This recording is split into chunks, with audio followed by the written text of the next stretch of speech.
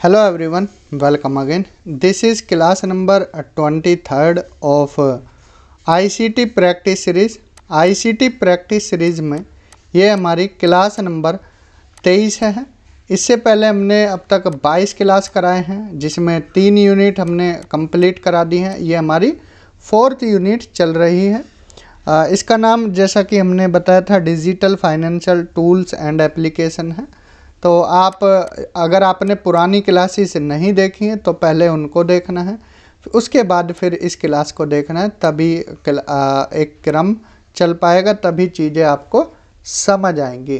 तो आज की क्लास स्टार्ट करते हैं। AEPS के बारे में हमने लास्ट क्लास में बताया था। AEPS is another initiative taken by the dash to encourage cashless transaction in India. Bharat में कैशलेस ट्रांजैक्शन को बढ़ावा देने के लिए यह किसकी पहल है? ये पहल है NPCI की। ठीक है, जैसा कि हमने बताया था AEPS आधार इनेबल्ड। अगर आप भूल गए हैं तो एक बार फिर से नोट डाउन कर सकते हैं। आधार इनेबल्ड पेमेंट सिस्टम। ठीक है, इसमें आप आधार कार्ड की मदद से अपना ट्रांजैक्शन कर सकते हैं। ठीक है, ये किसकी पहल है? NPCI की। NPCI की हमने फुल फॉर्म बताई थी क्या? National payment corporation of India. National payment corporation of India. तो फुल फॉर्म्स आप लिखते रहना। ठीक है, इनको याद भी करना है। National payment corporation of India. ठीक है, तो इसका सही आंसर ऑप्शन ए हो जाएगा, NPCI। सेकंड क्वेश्चन है which services are offered by AEPS। AEPS कौन सी सेवाएं प्रदान करता है? जैसा कि हमने बताया आप पैसे निकाल भी सकते हो। ठीक है, कैश डिपॉजिट, विड्रॉल, इसमें सभी आ जाएगा। Cashless deposit, payment transaction, balance enquiry, तो तीनों ही आ जाएगा। तो इसका करेक्ट आंसर ऑप्शन डी हो जाएगा। ठीक है, इसमें किसी सिग्नेचर वगैरह की आपको ज़रूरत नहीं होती है। नेक्स्ट है dash is a communication protocol available on every GSM enabled mobile device. Dash यह एक टेक्नोलॉजी है जिससे मोबाइल फ़ोन से बिना इंटरनेट के भी कई काम किए जा सकते हैं। इसके ज़रिए फ़ोन से ही कई तरह की जानकारी ली जा सकती है और सेवाएं ली जा सकती हैं। अब मान लीजिए आपके फ़ोन में इंटरनेट नहीं है, ठीक है, और आपको क्या है ट्रांजैक्शन करना है, तो कैसे कर सकते हो?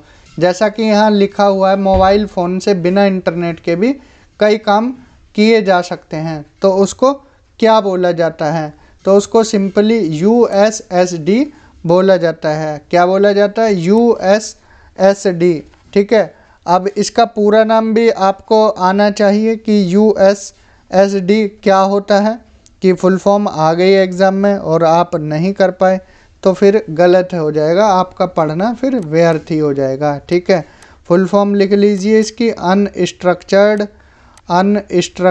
Supplementary service data. ठीक है, अनस्ट्रक्चर्ड सप्लीमेंट्री सर्विस डेटा। ठीक है, ये याद रखना है। समझ आया इतना? तो चलते हैं आगे। USSD मोबाइल बैंकिंग के लिए यूज़र को क्या डायल करना पड़ता है? ठीक है, USSD mobile banking users will have to simply dial, तो उनको *99# अगर वो डायल करेंगे अपने मोबाइल से तो इन्फॉर्मेशन निकल कर आ जाएंगी। तो इसका करेक्ट आंसर है तो ऑप्शन बी। ठीक है, USSD मोबाइल बैंकिंग के लिए यूज़र को *99# डायल करना पड़ेगा, इसके बाद सर्विस खुलकर आ जाएंगी। ठीक है जी, इसके बाद इंटरफेस खुलेगा, उसमें क्या दिखाई देगा? 3 लेटर आपको अपने बैंक जो भी आपका अकाउंट है, 3 लेटर बैंक के शॉर्ट नेम, जैसे आपका कैनरा बैंक है तो CAN इस तरह से लिखना होगा। इसके बाद फिर 4 जो लेटर हैं वो IFSC कोड जो भी है उसका ठीक है, IFSC की डिजिट और बैंक नेम, जो बैंक का आपका अकाउंट नंबर है उसका, तो ये डिजिट वगैरह यहाँ पर लिखने के बाद फिर आगे प्रोसीड करना पड़ेगा, फिर 3 दबाना पड़ेगा, तो फिर आपका यहाँ पर ट्रांजैक्शन वगैरह हो पाएगा। ठीक है, तो ये चीज़ें ध्यान रखनी है। नेक्स्ट है which information details are required to USSD fund transfer. USSD fund transfer के लिए किन जानकारी विवरण की आवश्यकता होती है? MMID, MPIN, registered mobile number, तो तीनों की ज़रूरत पड़ती है। सही आंसर हो जाएगा इसका ऑप्शन डी। याद रखना है MPIN, MMID और इसके अलावा यहाँ पर रजिस्टर्ड मोबाइल नंबर। ठीक है, तो ये चीज़ें ध्यान रखना है। किस किस ने ये सुविधा यूज़ की है वो कमेंट सेक्शन में बताना है। ठीक है, आपने ये QR वाली भी यूज़ की होगी। ठीक है, और UPI तो आप यूज़ करते ही होगे। ऐसे आधार वाला किसने यूज़ किया है और ये USSD फंड ट्रांसफ़र फैसिलिटी किसने इस्तेमाल की है, तो कमेंट सेक्शन में आप बताना ज़रूर। नेक्स्ट है for this card holders borrow funds with which to pay for goods and services. यह एक वित्तीय टूल है जिससे आप खरीदारी कर सकते हैं और बाद में उसका भुगतान कर सकते हैं। यह एक तरह का लोन होता है। तो सिंपली क्या होता है, क्रेडिट कार्ड होता है आपका। देखिए क्रेडिट कार्ड बनेगा, अब क्रेडिट कार्ड से आप क्या है शॉपिंग वगैरह कर सकते हो।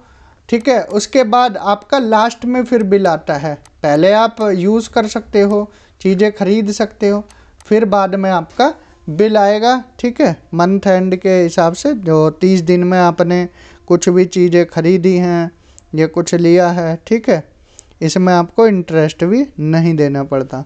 ठीक है, a credit card owner can borrow money from the issuer of the credit card and will not have to pay interest if the borrowed amount is repaid within 30 days. अगर आप 30 दिन में दे देते हैं तो। ठीक है, कंडीशन ये होती है। क्लियर। नेक्स्ट है which credit card are meant for those who already have a lot of credit card डेप्ट।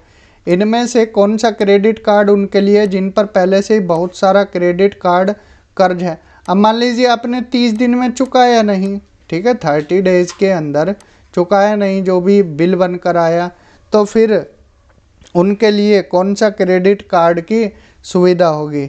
तो ऑप्शन है यहाँ पर बैलेंस ट्रांसफ़र सिक्योर्ड और लो इंटरेस्ट और रिवार्ड।